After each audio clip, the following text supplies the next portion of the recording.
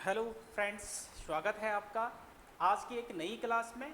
आज हम जो पढ़ने जा रहे हैं वो हम प्रेम्बल या प्रस्तावना या उद्देशिका के बारे में हम यहाँ पे पढ़ने जा रहे हैं। तो जो हमारी प्रस्तावना है, उद्देशिका है, ये हमारे संविधान निर्माताओं के विचारों को जानने की क्या है, एक कुंजी है। क्या उनके उद्देश्य थे, तो वो सारी चीज़ें, वो सारा निचोड़ जो है वो हमारी प्रेम्बल या प्रस्तावना में देखने को यहाँ पे हमें प्राप्त होता है। अब यहाँ पर हम प्रस्तावना या उद्देशिका इसकी बात करें तो इसका विचार कहाँ से आया होगा, तो ये विचार अगर हम देखें तो ये यूएसए से भारत के संविधान में ये विचार आया है। प्रस्तावना की जो भाषा है वो ली गई है कहाँ से, वो ऑस्ट्रेलिया से प्रस्तावना की भाषा ली गई है। इसके अलावा अगर हम देखते हैं तो जो संविधान जब बनना था तो उस समय उद्देश्य प्रस्ताव रखा गया था, और वो उद्देश्य प्रस्ताव रखा जाता है कब, 13 दिसंबर 1946 को। ये उद्देश्य प्रस्ताव उस समय जवाहरलाल नेहरू के द्वारा ये प्रस्ताव रखा जाता है कि क्या हमारे विचार, हमारे संविधान में क्या क्या चीज़ें होनी चाहिए, वो उद्देश्य हमारा क्या होगा। तो वो उद्देश्य प्रस्ताव 13 दिसंबर 1946 को सबसे पहले वहाँ पे रखा जाता है, और आगे चलकर 22 जनवरी 1947 को इस उद्देश्य प्रस्ताव को स्वीकृति प्राप्त होती है। और आगे चलकर यही उद्देश्य प्रस्ताव हमारी जब संविधान का निर्माण हो जाता है तो उस संविधान निर्माण के पश्चात संविधान का उद्देशिका या प्रस्तावना का हिस्सा वही आगे परिवर्तित होके वही उद्देश्य प्रस्ताव यहाँ पे बन जाता है। तो यहाँ पर आइए हम शुरू करते हैं। तो उद्देशिका का विचार हमने देखा यूएसए से, और जबकि इसकी जो भाषा होगी वो ऑस्ट्रेलिया से यहाँ पे ली गई। ठीक है, तो यानी कि ये क्या है, हमारे संविधान निर्माताओं के विचारों को जानने की क्या है, एक कुंजी यहाँ पर है। इसमें अगर हम देखें तो क्या क्या हमारे संविधान या ये प्रस्तावना या उद्देशिका में लिखा गया है, तो इसकी जो शुरुआत होती है या प्रस्तावना के मुख्य तत्व कौन कौन से हैं, तो यहाँ पर ये हमें देखने को मिलते हैं। एक तो संविधान का स्रोत क्या है, उसके अलावा संविधान का स्रोत किस प्रकार से होगा, और संविधान का उद्देश्य क्या होगा, तो ये हमारी प्रस्तावना या प्रेम्बल में यहाँ पे देखने को मिलता है। अगर हम संविधान का सोर्सेज की बात करें तो सबसे पहले जो शुरुआत होती है हमारी प्रस्तावना या प्रेम्बल की, तो वो शुरुआत होती है हम भारत के लोग, we the people of India. तो यहीं से शुरू होती है हमारी प्रस्तावना या उद्देशिका की शुरुआत। तो इसका मतलब क्या हो जाएगा, अर्थात भारत की जनता, यानी कि यही समस्त शक्तियों का केंद्र बिंदु है। भारत की जनता ही समस्त शक्तियों का केंद्र बिंदु है, और इसी के परिणाम स्वरूप ही, भारत की जनता के परिणाम स्वरूप ही हमारे संविधान का निर्माण हुआ है। तो उसी में पूरी की पूरी शक्ति उसमें निहित है। तो ये इसका मतलब हो जाएगा हम भारत के लोग, तो इसमें समस्त भारत के लोग इसमें समाहित हो जाते हैं, जो प्रारंभ प्रस्तावना से ये शुरू होता है। इसके अलावा संविधान का स्वरूप की अगर हम बात करें तो उसके बाद लिखा गया है कि हम भारत के लोग भारत को एक संपूर्ण प्रभुत्व संपन्न, जिसे सोवरेन कंट्री जिसे कहा जाता है, तो संपूर्ण प्रभुत्व संपन्न का मतलब क्या हो जाएगा, यानी कि भारत क्या है, अपने आंतरिक व बाह्य जो भी डिसीजन होंगे, हर प्रकार के निर्णय को लेने में पूर्ण रूप से क्या है, भारत सक्षम है। तो इसका मतलब हो जाएगा भारत क्या है, एक प्रभुत्व संपन्न कंट्री है, संपूर्ण प्रभुत्व संपन्न जिसे कहा जाता है। उसके बाद है यहाँ पे समाजवादी, यानी कि जिसे सोशलिस्ट कहा जाता है। तो भारत ने जो समाजवाद लिया है, तो भारत का जो समाजवादी जो व्यवस्था है वो लोकतांत्रिक समाजवाद है, लोकतांत्रिक समाजवाद। तो यानी कि यहाँ पर क्या होता है, जो उत्पादन के साधन होते हैं उस पर केवल और केवल गवर्नमेंट का उस पर नियंत्रण नहीं होता है, दोनों मिलकर कार्य करते हैं। तो भारत ने जो समाजवाद को अपनाया है वो एक बीच वाला लोकतांत्रिक समाजवाद भारत ने अपनाया है, और ये पंडित जवाहरलाल नेहरू की समाजवादी व्यवस्था पर आधारित समाजवाद ये होता है। इसके अलावा अगला है इसमें पंथ निरपेक्ष, या जिसे धर्म निरपेक्ष कहते हैं, जिसे सेकुलर कहा जाता है।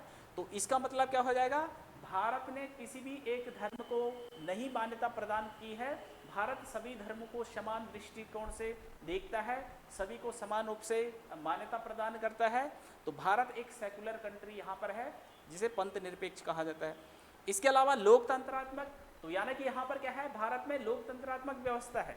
लोकतंत्र, यहाँ पर अब्राहम लिंकन का एक कथन आता है, जो लोकतांत्रिक व्यवस्था है उसमें जनता द्वारा निर्वाचित शासन उसमें होता है। तो ये अब्राहम लिंकन ने यहाँ पे कहा था। तो भारत में यानी कि जो भी चुन के यहाँ पे वोटिंग वगैरह होती है उसके माध्यम से चुने जाते हैं, और बाद में वही रूल शासन करता है किस पे, जनता पे वो रूल करता है, ठीक है। और भारत में यानी कि ये लोकतांत्रिक व्यवस्था यहाँ पे इसको अपनाया गया है। इसके अलावा यहाँ पे गणराज्य या जिसे रिपब्लिक कंट्री कहा जाता है, तो इसका मतलब क्या हो जाएगा, भारत का जो प्रमुख होता है, राष्ट्राध्यक्ष होता है, तो राष्ट्राध्यक्ष यहाँ पर क्या होता है, कहीं ना कहीं वो प्रत्यक्ष अप्रत्यक्ष रूप से वहाँ पे उसका चुनाव होता है, चुनाव के माध्यम से वो शासक राष्ट्राध्यक्ष बनता है। तो जैसे भारत का राष्ट्राध्यक्ष राष्ट्रपति होते हैं, तो राष्ट्रपति क्या होते हैं, अप्रत्यक्ष रूप से चुनकर यहाँ पे आते हैं। तो ये संविधान का स्वरूप यहाँ पे हो जाएगा। तो ये सारी चीजें यहाँ पे हैं। इसके अलावा संविधान का उद्देश्य क्या है, तो यहाँ पर लिखा गया है कि हम भारत के लोग भारत को एक संपूर्ण प्रभुत्व संपन्न समाजवादी पंथ निरपेक्ष लोकतंत्रात्मक गणराज्य बनाने के लिए तथा उसके समस्त नागरिकों को सामाजिक आर्थिक और राजनीतिक न्याय, तो अगर पूछा जाएगा कितने प्रकार का न्याय, तो 3 प्रकार के न्याय का प्रावधान यहाँ पे किया जाता है। सामाजिक आर्थिक और राजनीतिक न्याय देने की बात यहाँ पे आती है। इसके अलावा यहाँ पर बात आती है स्वतंत्रता की बात, तो 5 प्रकार की स्वतंत्रता का उल्लेख यहाँ पर है। 5 प्रकार की स्वतंत्रता होगी, विचार हो गया, अभिव्यक्ति हो गया, विश्वास हो गया, धर्म हो गया और उपासना की स्वतंत्रता। तो अगर पूछा जाएगा प्रस्तावना में कितने प्रकार का न्याय है, तो 3 प्रकार का न्याय। स्वतंत्रता कितने प्रकार की है, तो 5 प्रकार की स्वतंत्रता है। और इसके अलावा समता या समानता की जो बात आती है, तो वो 2 प्रकार से यहाँ पर है। तो एक है प्रतिष्ठा और दूसरी है अवसर की समानता। तो ये हमारा संविधान का उद्देश्य हो जाएगा। तो ये हमारी प्रेम्बल या प्रस्तावना में ये सारी चीजें यहाँ पे लिखी गई है। इसके अलावा अगर हम देखते हैं इनमें से अगर प्रस्तावना में अभी तक कितनी बार संशोधन हुआ है, तो अभी तक केवल और केवल एक बार ही प्रस्तावना में या उद्देशिका में संशोधन होता है। और वह जो संशोधन होगा वो 42वां संविधान संशोधन 1976 के द्वारा होता है, जिसमें यहाँ पर क्या किया जाता है, 3 शब्दों को ऐड किया जाता है, 3 शब्दों को यहाँ पे जोड़ दिया जाता है। तो एक होता है समाजवादी, दूसरा होता है पंथ निरपेक्ष और तीसरा होता है अखंडता। तो इन 3 शब्दों को हमारे प्रस्तावना में यहाँ पे जोड़ा जाता है। तो केवल और केवल एक बार ही ये संशोधन यहाँ पे हुआ है। इसके अलावा हम अगला इसमें देखते हैं कि सर्वोच्च न्यायालय के कुछ यहाँ पे निर्णय आए हैं। तो सर्वोच्च न्यायालय के अगर हम निर्णय की बात करें, तो यहाँ पर पहला आता है बेरवाड़ी जो वाद आता है। बेरवाड़ी वाद पाकिस्तान से संबंधित है। भारत और पाकिस्तान का जो भूमि समझौते से संबंधित ये होता है। ये बेरवाड़ी क्षेत्र पाकिस्तान को बाद में दिया जाता है। तो इसी वाद में 1960 वाला जो केस मामला होता है ये, तो इस वाद में सुप्रीम कोर्ट कहता है कि प्रस्तावना संविधान का अंग नहीं है। तो यहाँ पर एक महत्वपूर्ण बात ये कहता है सुप्रीम कोर्ट कि जो हमारी प्रेम्बल है या उद्देशिका है, ये संविधान का अभिन्न हिस्सा यहाँ पे नहीं है। इसके अलावा जहाँ संविधान की भाषा संदिग्ध है, तो वहाँ संविधान निर्माताओं के आशय को समझने में हमारी जो प्रस्तावना है वो सहायक है। तो ये इसी मामले में सुप्रीम कोर्ट यहाँ पे कहता है। इसके अलावा दूसरा वाद आता है यहाँ पे केशवानंद भारती वाद। तो ये कब का होता है, तो ये 1973 का होता है। और इस वाद में सुप्रीम कोर्ट क्या कहता है कि प्रस्तावना संविधान का अभिन्न अंग है, अभिन्न हिस्सा है। जबकि यहाँ पहले कहा था कि अभिन्न अंग नहीं है, लेकिन यहाँ पर कहता है कि अभिन्न हिस्सा है प्रस्तावना। और दूसरा यहाँ पे कहता है कि उद्देशिका या प्रस्तावना में संशोधन किया जा सकता है। तो यहाँ पर एक महत्वपूर्ण बात आती है कि प्रस्तावना या उद्देशिका में संशोधन हो सकता है, यह अभिन्न हिस्सा है। लेकिन इसका जो मूल ढांचा है, हमारे संविधान का मूल जो संविधान निर्माताओं का जो मूल उद्देश्य है, तो उस मूल ढांचे के अलावा संविधान या प्रस्तावना में संशोधन किया जा सकता है। तो ये केशवानंद भारती वाद में ये कहता है सुप्रीम कोर्ट। और उसके अलावा तीसरा कहता है कि उद्देशिका क्या है, न्याय योग्य नहीं है। तो ये इसी मामले में सुप्रीम कोर्ट कहता है। तो ये दूसरा वाला वाद हो जाएगा। इसके अलावा अगर हम तीसरा देखें यहाँ पे, तो एक आता है यहाँ पे गोलकनाथ वाद। तो ये 1967 का होता है। इस वाद में सुप्रीम कोर्ट क्या निर्णय देता है कि उद्देशिका क्या है, ये संविधान की मूल आत्मा है। तो यहाँ पर संविधान की मूल आत्मा अगर पूछा जाएगा कि किस वाद में कहा है, किस निर्णय में कहा है, तो गोलकनाथ बनाम पंजाब राज्य वाला जो मामला होता है 1967 वाला, तो इस मामले में सुप्रीम कोर्ट ये कहता है। जबकि अगर पूछा जाएगा कि भीमराव अंबेडकर ने किसको संविधान की आत्मा कहा है, तो भीमराव अंबेडकर के अनुसार जो हमारा अनुच्छेद 32 है, आर्टिकल 32, तो आर्टिकल 32 क्या है, संविधान की मूल आत्मा, वहां पर भीमराव अंबेडकर के अनुसार उसे कहा गया। तो ये हमने कुछ वाद यहाँ पे देखे हैं।